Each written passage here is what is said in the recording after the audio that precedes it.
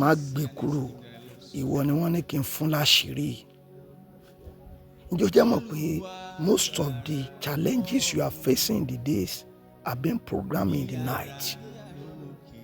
Bí mo ṣe ń ṣiṣẹ́ wòlíì Olúwa ní sọ fún àwọn ènìyàn agbára tí májẹ̀mú tó wà nínú òru. Ẹni bá ti ń fi òru ṣeré wọn kì í rí ògo lò.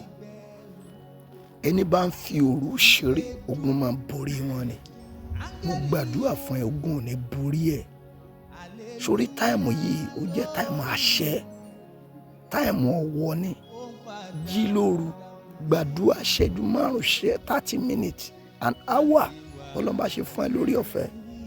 Tó bá ń béèrè nǹkan tó ń gbàdúrà lórí nǹkan kan tó bá ti rí èsì ẹ̀, ìwọ ṣe iṣẹ́ òru pẹ̀lú ẹ̀, o gbọ́dọ̀ má rí èsì ẹ̀.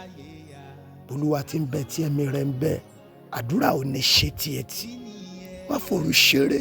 Wòlíì tó bá dára ẹ lójú òru ni wòlíì yẹn máa ṣiṣẹ́.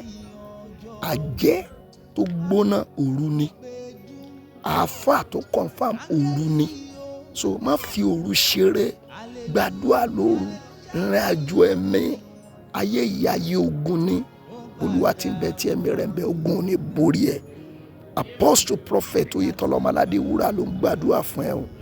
Bó bá fẹ́ kájọ máa gbàdúrà papọ̀, ìran àtọ̀nà àbáyọ látẹnu wòlíì 08106311252 08106311252 ó ní WhatsApp nọ́mbà mi. Pè mí sórí nọ́mbà yẹn, yóò dára fún ẹ.